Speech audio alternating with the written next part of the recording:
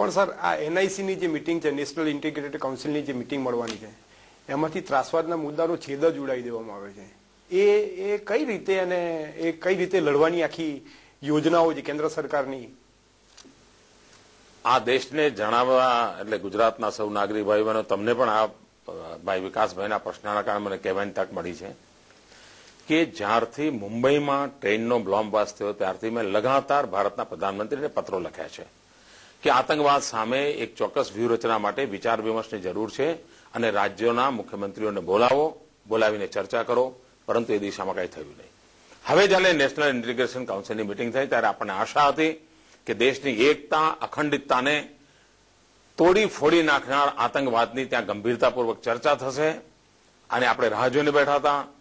ભારતની સરકારે 13મી તારીખે જે નેશનલ ઇન્ટિગ્રેશન કાઉન્સિલની મિટિંગ થવાની છે એનો સંદેશો લગભગ 20-25 દિવસ પહેલા મોકલ્યો, પરંતુ છેક 7મી તારીખે મિટિંગ કઈ જગ્યાએ થશે અને કેટલા વાગે થશે એનો એક પત્ર મોકલ્યો. 7મી તારીખે પણ એજન્ડા ન મોકલ્યો. એજન્ડા મોકલ્યો તો 10મી તારીખે મોકલ્યો અને 10મીએ પણ સાંજે મોકલ્યો, જેથી કરી 11 અને 12 2 દિવસ શનિવાર રવિવારની રજા અને 13મી તારીખે સીધી મિટિંગ.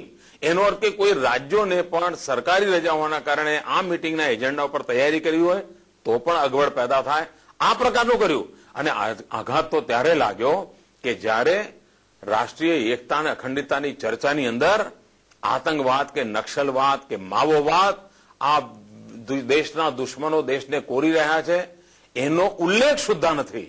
અને ત્યારે શંકા જાય છે કે દિલ્હીમાં બેઠેલી સરકારને માટે વોટ બેંક પોલિટિક્સની પ્રાયોરિટી છે, કોઈ હિડન એજન્ડા છે, જેને લઈને દેશમાં નવા બમણો પેદા કરવાની કોઈ પેરવી લાગે છે. નહીં તો ભારત સરકારને આતંકવાદ સામેની ચર્ચા કરવાથી કતરાવું નહોતું જોઈતું.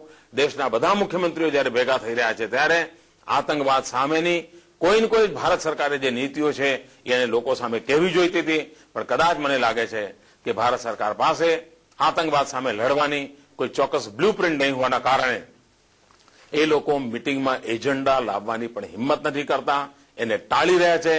આ શાહમુખ વૃત્તિ, આ શાહમૃગ પ્રકારની પેરવી આતંકવાદથી નિર્દોષ નાગરિકોને મરતા નહીં બચાવી શકાય. નરેન્દ્રભાઈ, બીજી એક ખાસ વાત કે નેનોના ગુજરાત આગમનને આપ કઈ રીતે મૂલવો છો? તમારી સફળતા સાથે કે પશ્ચિમ બંગાળની નિષ્ફળતા સાથે?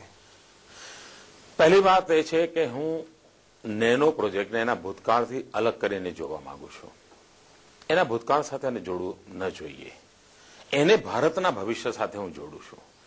મને નેનો પશ્ચિમ બંગાળથી જઈને આંધ્રમાં પણ ગયું હતો, મારા વિચારોમાં કોઈ બદલ ના આવત. ગુજરાતમાં આવી ગયું એટલે એના બદલ આવી જાય એવું નથી. મને જે ચિંતા હતી એ જુદી હતી. જ્યારે પશ્ચિમ બંગાળમાંથી નેનો જઈ રહી છે સમાચાર આવ્યા અને દુનિયાના અનેક દેશોએ રતન ટાટાને ઓફર કરી કે ભાઈ તમે જે માંગો એ આપીએ, તમે અમારા દેશમાં આવો. આ સમાચાર મારે જાણ્યા ત્યારે મારા મનમાં પીડા થઈ હતી. ગમે તે થાય, ભારતમાંથી નેનો બહાર ન જવું જોઈએ, આ મારા મનમાં વિચાર હતો.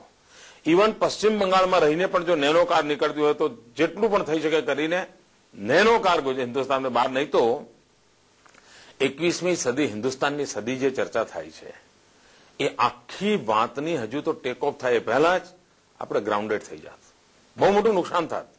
અને આ જે લોકો દેશની વિકાસની યાત્રાને સમજે છે બધાને ધ્યાનમાં આવે છે. આ વખતે મારા મનમાં થયું કે ભારતમાં નેનો રહેવો જોઈએ અને નેનો ભારતમાં રહેવા માટે અગર ગુજરાતે કંઈ કરવું પડે તો કરશે. સદભાગ્યે ટાટા સાથે મારા વ્યક્તિગત સંબંધો સારા હોવાના કારણે, સંપર્ક સારો હોવાના કારણે મેં એમને નિમંત્રણ આપ્યું. એમને ગુજરાતનું ગુડ ગવર્નન્સ, ગુજરાતનું infrastructure, proactive governance, speedy governance, transparent governance, આ બધી બાબતો હતી જેણે એમના મનને અસર કરી.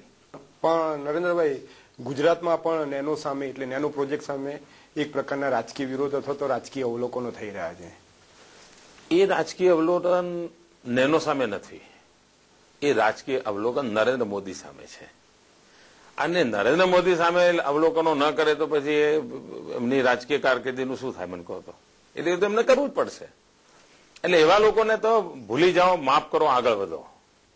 પણ વાઇબ્રન્ટ ગુજરાતના અત્યાર સુધીના જે કાર્યક્રમો થયા છે સર, એમાં એક વાત છે કે અત્યાર સુધી લાખો નહીં અબજો રૂપિયાના મૂડીરોકાણોના કરારો થયા છે. એની સરખામણીમાં નેનો પ્રોજેક્ટ પાછળના જે મૂડીરોકાણ છે એ માત્ર 2000 કરોડ રૂપિયાનું છે. એમ છતાં કેમ નેનોને આટલી પ્રસિદ્ધિ અથવા તો આટલી પબ્લિસિટી? મને વિકાસભાઈ ગયા 10 દિવસથી અનેક લોકો પ્રશ્નો પૂછે છે, પણ હું એમ કહીશ કે કદાચ ઉત્તમમાં ઉત્તમ પ્રશ્ન તમે શોધી કાઢ્યો છે. પરફેક્ટ ક્વેશ્ચન છે તમારો કે ભાઈ ગુજરાતમાં લાખો કરોડોના મૂડીરોકાણો થયા, 3 વાઇબ્રન્ટ ગુજરાતી, પણ આમાં એવું શું છે કે જેના કારણે આટલું બધું? તમારી વાત તદ્દન સાચી છે ને પ્રશ્નો બહુ સટીક પ્રશ્ન તમે પૂછ્યો છે, એટલે એક પત્રકાર તરીકે યુ ડિઝર્વ ધ ક્રેડિટ. પણ મને લાગે છે કે આ પ્રશ્ન એટલા માટે મહત્વનો છે કે નેનોનું બેકગ્રાઉન્ડ મહત્વનું છે. એક તરફ રિલોકેટ થાય કોઈ પ્રોજેક્ટ, આ દેશમાં 2 પ્રોજેક્ટ એવા છે કે જેનો વિવાદ થયો છે. એક એનરોનનો ઉર્જાનો પ્રોજેક્ટ અને બીજો નેનો પ્રોજેક્ટ. એનરોનનો ઉર્જાનો પ્રોજેક્ટ ખતમ થઈ ગયો, એનરોનની મુવમેન્ટ ખતમ થઈ ગઈ, નેનો બચી ગયું, આ બેકગ્રાઉન્ડમાં. અને બીજું રતન ટાટાની શાખ. આખા દેશની સિમ્પથી રતન ટાટા માટે છે અને આખો દેશ જાણે છે કે રતન ટાટા એ માત્ર કોઈ ઉદ્યોગ ગૃહના વડા નથી. ટાટા પરિવારનો 100 વર્ષનો દેશભક્તિનો જબરજસ્ત મોટો ઇતિહાસ છે અને એમનું પ્રત્યેક યોગદાન દેશની વિકાસ યાત્રા સાથે જોડાયેલું છે. ટાટા ગ્રુપની વિકાસ યાત્રા લોકોની નજરે નથી ચડતી, પણ ટાટાના કારણે દેશ વિકસી રહ્યો છે, લોકોને જોઈએ. આવું એક દેશભક્ત વિકાસનું મોડેલ, એની ચિંતા કોઈ કરે તો હું માનું છું સમગ્ર દેશભક્ત તાકાતો જે છે ને એ આનંદ વિભોર થઈ જાય, બહુ જ સ્વાભાવિક છે.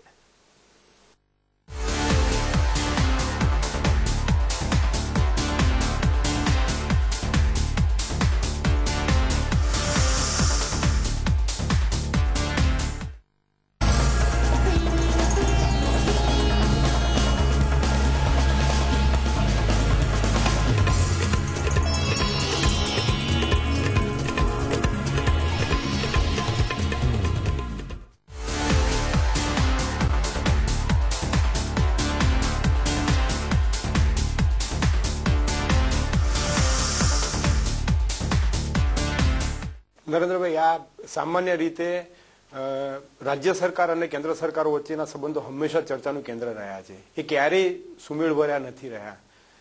વર્તમાન સમયની વાત જોઈએ તો કેન્દ્ર સરકાર હંમેશા તમારા નિશાના ઉપર હોય છે. શું ખરેખર ગુજરાત પ્રત્યે કેન્દ્ર સરકારનું અથવા તો બીજા બધા રાજ્યો પ્રત્યે કેન્દ્ર સરકારનું ઓરમાયું વર્તન હોય છે ખરું? પહેલી વસ્તુ એ છે કે આ દેશમાં ભૂતકાળમાં ક્યારેય રાજ્યો અને કેન્દ્રના સંબંધો વિવાદાસ્પદ હતા જ નહીં. એટલું જ નહીં, જ્યારે અટલજીની સરકાર હતી, અડવાણી જે હોમ મિનિસ્ટર હતા, આ દેશમાંથી ડિસ્ક્રિમિનેશનનો, અન્યાયનો એક પણ અવાજ હિન્દુસ્તાનની એક પણ સરકારે ઉઠાવ્યો નથી. આ ઇતિહાસ છે. ઇવન પંડિત નહેરુના જમાનામાં પણ નહોતું થતું. પરંતુ હવે જ્યારે રાજ્યોની અંદર બીજા પક્ષોની સરકારો જગ્યા લઈ રહી છે ત્યારે કોણ જાણે કેમ કોંગ્રેસ પાર્ટી ડેમોક્રેટિક વેમાં વિચારી નથી શકતી અને પરિણામે એમની આખી વૃત્તિ ડિસ્ક્રિમિનેશનની જોવા મળે છે. એટલું જ નહીં, જાણે દિલ્હીની સરકાર કોઈ અમેરિકન સરકાર જાણે કેમ મદદ કરતી હોય અને વાહવાહી કરતી હોય, દિલ્હીની સરકાર જાણે કોઈક પરાયા, કોઈક વરમાન છોકરાને આપતી હોય એ પ્રકારના બયાનબાજી કરે. આ દેશમાં ક્યારેય નથી થયું. અને જો ભારત સરકારે યશ લેવો જ હોય, કોઈ રાજ્યને મદદ કરવાનો યશ લેવો હોય તો એણે જાહેર કરવું જોઈએ કે આ રાજ્ય પાસેથી અમને આટલા રૂપિયા મળે છે, એમાંથી અમે આટલા આપીએ છીએ. આ પ્રકારનું વાતાવરણ દિલ્હીએ શરૂ કર્યું. હવે હું આપને કહું, ગુજરાતમાં વીજળીનું સંકટ હોય, ખેડૂતો માટે વીજળી જોઈતી હોય, અને તેમ કે દિલ્હીમાં મુંબઈમાં અંધારું ના થાય એટલે રાતોરાત તમે મારી 200 મેગાવોટ વીજળી અમને બતાવી મને પડાવી લો, આનું નામ અન્યાય છે. ગુજરાતમાં ગેસ ઉત્પાદન થતું હોય, ગુજરાતની ધરતી પરથી ગેસ નીકળતો હોય, પરંતુ પીપાવામાં અમારું વીજળીનું કારખાનું કરવા માટે રાજીવ ગાંધીએ કહ્યું છે છતાંય અમને ગેસ આપવા માટે મના કરી દેવામાં આવે. અહીંયા નાગપુર પાસે કોલસો છે, આપણે કહીએ અમને ત્યાંથી કોલસો લેવા દો, અમારું ભાડવાનો ખર્ચો ઓછો થાય, ત્યાં સારો કોલસો મળે, જલ્દી મળે, અમારી વીજળી સસ્તી ઉત્પાદન થાય. પણ એ કહે છે કે નહીં, તમારે છે બિહારથી કોલસો લેવો પડશે. કેમ? તો રેલવેમાં આવક થાય. રેલવેના આવક થાય એટલા માટે થઈને ગુજરાતને મોંઘો કોલસો આપવાનો. આ જે બધી એમની પેરવી છે, તમને આશ્ચર્ય થશે.